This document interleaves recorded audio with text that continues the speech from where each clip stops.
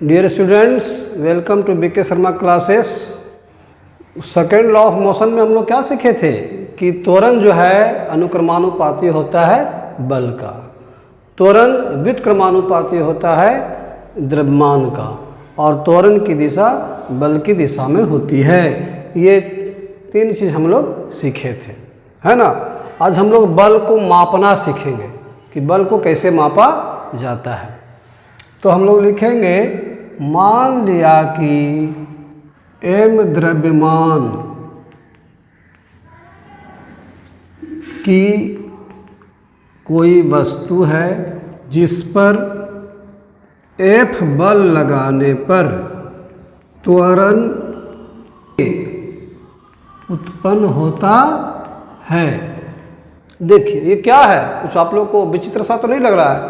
जैसे मान लिया कि m द्रव्यमान, असल में द्रव्यमान का इंग्लिश होता है मास, तो मास का पहला अक्षर क्या है m, तो द्रव्यमान को हम लोग m मान लिए।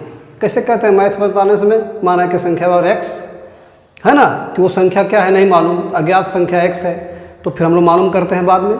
तो इसी प्रकार द्रव्यमान कितना द्रव्यमान का है, 5 kg का है कि 10 kg का हमको नहीं मालूम, इसलिए हम लोग मान लिए कि m kg का है, मान लिया है ना।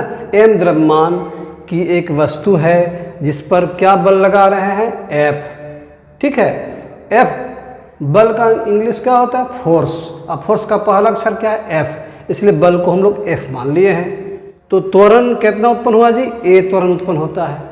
त्वरण कितना उत्पन्न हुआ, A, चूँकि त्वरण का इंग्लिश क्या होता है, एक्सेलरेशन, और एक्सेलरेशन का पहला अक्षर क्या है, A, इसलिए A मतलब त्वरण, है ना। हम लोग सीख भी चुके हैं पहले। अब देखिए पहला भाग में क्या कहता है जी, त्वरण अनुक्रमानुपाती होता है बल का। तो गति के दूसरे नियम से क्या होगा जी, त्वरण, त्वरण को हम लोग किसे जानते हैं, ए से। अनुक्रमानुपाती, अनुक्रमानुपाती का चिन्ह होता है ऐसे, ठीक है। और क्या जी, बल का, तो बल क्या है यहाँ F, तो हम ऐसे लिख सकते हैं इस भाषा में, है ना, त्वरण समानुपाती बल का, ठीक है। और भी बात है, त्वरण की दिशा क्या होती है, जो बल की दिशा होती है। अगर त्वरण की दिशा इस दिशा में है तो बल की दिशा भी इसी तरह होगी, है कि नहीं। ये सदिश राशि का पहचान है, त्वरण भी सदिश राशि है, बल भी सदिश राशि।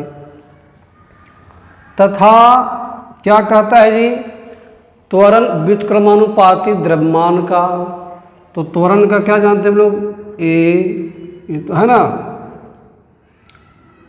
व्युत्क्रमानुपाती का क्या होता है, द्रव्यमान। व्युत्क्रमानुपाती कहने मतलब है कि द्रव्यमान का व्युत्क्रम क्या होगा, 1/m। द्रव्यमान का व्युत्क्रम 1/m हो जाएगा। तो x का व्युत्क्रम 1/x, है ना। कोई आपसे पूछे कि 5 का व्युत्क्रम क्या होगा, तो 1/5, और 1/5 का व्युत्क्रम क्या होगा, 5, है ना, ये समझ ले। तो त्वरण व्युत्क्रमानुपाती होता है किसका, द्रव्यमान का, तो हम इस तरह लिखेंगे उसको, ठीक है। व्युत्क्रम को हम लोग 1/m में करके लिखते हैं। तो ये दोनों शर्त पूरा हो गया है, अनुक्रमानुपाती होता है तो ये होता, व्युत्क्रमानुपाती होता है तो ये हुआ, और त्वरण की दिशा तो हम लोग लिख ही दिए हैं, है ना, यहाँ नहीं भी देंगे चलेगा। अब है सब दोनों को मिलाने पर हमें क्या प्राप्त होगा, दोनों को मिलावे तो क्या होगा, ए के पास बैठ जाएगा तो ये हो जाएगा आपका, होगा कि नहीं होगा, ये यहाँ इसके साथ ऐसा हो जाएगा, और F(1) के पास आ जाएगा तो क्या होगा, F/m, समझे। F कहाँ आ गया, 1 के पास, तो ये दोनों को मिलाने पर हमें इस प्रकार प्राप्त होता है, ये देखिए, ठीक है। इसके बाद A, अगर हम लोग इस समानुपात का जो चिन्ह है, अगर इसे हम लोग बराबर में बदल दें तो आपको एक नियतांक देना पड़ेगा।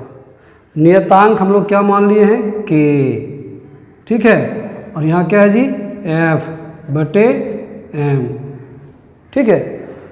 इसको ढोए चल सकते हैं, नहीं भी ढो सकते हैं, इतना भी लिख सकते हैं हम लोग। तो जहाँ के एक नियतांक है, नियत अंक है, यह स्थिरांक है, ऐसे भी लिख सकते हैं। ये देखिए ये हो गया, हम इसको बराबर में बदल दिया तो एक नियतांक लेना पड़ा, ठीक है। तो F/m हो गया, है ना।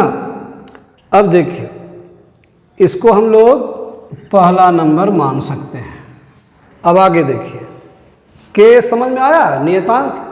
असल में हम लोग कोई अमेरिका में प्रयोग कर रहा है, कोई इंग्लैंड में प्रयोग कर रहा है, कोई इंडिया में कर रहा है, कोई छत के ऊपर कर रहा है, कोई नीचे ज़मीन में कर रहा है, कहीं भी कर रहा है, तो उस वातावरण का, उन चीज़ों का, उस जो उपकरण काम में लाए जा रहे हैं वो किस पदार्थ का है, ये सब सारा कुछ असर डालता है प्रयोग में। तो उसको स्थिर करने के लिए उसको नियत अंक एक लेना पड़ता है ना। एक तरह से एविल टेबल जैसा ही काम करता है ना, उसको कंट्रोल करता है। तो अब देखिए यदि m बराबर 1 kg, F बराबर 1 न्यूटन तथा A बराबर 1 मीटर प्रति सेकंड स्क्वायर हो, तो कहने मतलब समझे, यदि वस्तु m kg की हो, मतलब वस्तु का द्रव्यमान 1 kg हो, यानी m बराबर 1 kg, और उस पर 1 न्यूटन बल लगाया जाता हो, और फलस्वरूप 1 मीटर प्रति सेकंड स्क्वायर का त्वरण उत्पन्न होता हो। मतलब समझे, वस्तु कितना है 1 kg की, बल उस पर कितना लगा है 1 न्यूटन, उस पर त्वरण कितना उत्पन्न हुआ 1 मीटर प्रति सेकंड स्क्वायर। इसीलिए इसको लिखे है ना कि यदि 1 kg की वस्तु पर 1 न्यूटन बल लगाने पर 1 मीटर प्रति सेकंड स्क्वायर त्वरण उत्पन्न होता हो तब, अर्थात m बराबर 1 kg, F बराबर 1 न्यूटन, A बराबर 1 मीटर प्रति स्क्वायर हो, तो यहाँ 1 में मान रखने पर क्या होगा। देखिए A का मान कितना है, A का मान 1 है, तो 1 हो गया बराबर K, तो K हो गया F का मान कितना 1 बटे m का मान कितना है भाई 1, तो इस तरह क्या हुआ 1 बराबर 1 बटे 1 से 1 ही होगा, 1 कैसे गुना होगा तो k, तो एक तरह से क्या हो गया भाई 1 बराबर k, अर्थात k बराबर 1, k बराबर 1। हाँ देखा आपने कि k का मान कितना गया 1। अब इस 1 का मान हम लोग इस 1 में रखेंगे तो क्या पाते हैं, a है, a लिखा, बराबर k का मान कितना है 1, तो यहाँ 1 लिखेंगे।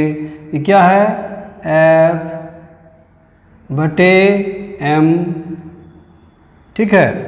यानी कि यहाँ क्या प्राप्त हुआ जी, a बराबर 1 का गुना F बटा m से होगा तो क्या होगा F बटे m। तो इस तरह क्रॉस मल्टीप्लिकेशन होगा तो क्या होगा बटा 1 मान लेते, F का गुना 1 से तो F, इसलिए F बराबर m का गुना a से, F बराबर ma। इस तरह में क्या प्राप्त हुआ F बराबर ma, अर्थात हम लोग इसको लिख सकते हैं F मतलब बल बराबर m मतलब द्रव्यमान गुने और a मतलब त्वरण। तो इस तरह एक सूत्र बन गया है ना, बल बराबर द्रव्यमान गुने त्वरण। अगर वस्तु का द्रव्यमान मालूम हो और त्वरण मालूम हो तो हम लोग कितना बल लगा उसको ज्ञात कर सकते हैं। तो बल बराबर द्रव्यमान गुने त्वरण, इसको याद रखिए, बहुत ही इंपॉर्टेंट फार्मूला है ना। और आपको अधिकतर कभी कभी पूछता है सबसे इंपॉर्टेंट क्वेश्चन कि गति का दूसरा नियम लिखिए और सिद्ध कीजिए कि F बराबर ma, F बराबर ma। डियर स्टूडेंट्स, अभी जो हम लोग सीखे F बराबर ma, इस पर आधारित न्यूमेरिकल्स इस तरह रहता है। क्या है कि 5 kg द्रव्यमान वाली वस्तु पर कितना बल लगाया जाए कि उस पर 2 मीटर प्रति सेकंड स्क्वायर का त्वरण उत्पन्न हो। तो प्रश्न से देखिए क्या है, ये 5 kg क्या है द्रव्यमान, तो द्रव्यमान को हम लोग किस अक्षर से जानते हैं m से, तो m बराबर क्या दिया भाई 5 kg। फिर क्या कहता है त्वरण कितना उत्पन्न होना चाहिए 2 मीटर प्रति सेकंड स्क्वायर का त्वरण, यानी a कितना दिया हुआ है 2 मीटर प्रति सेकंड स्क्वायर। तो कितना बल लगाया जाए, कितना बल लगाना पड़ेगा, यानी बल मांगता है F बराबर वाट, है ना। यानी बल हम लोग को ज्ञात करना है, तो हम लोग क्या सीखे हैं, F बराबर क्या सीखे हैं, MA सीखे हैं कि नहीं। M कितना है भाई, 5 kg। MA मतलब M गुने A है ना। A कितना है, 2, यहाँ 2 बैठाएंगे तो 5 दूना का कितना हो गया, 10।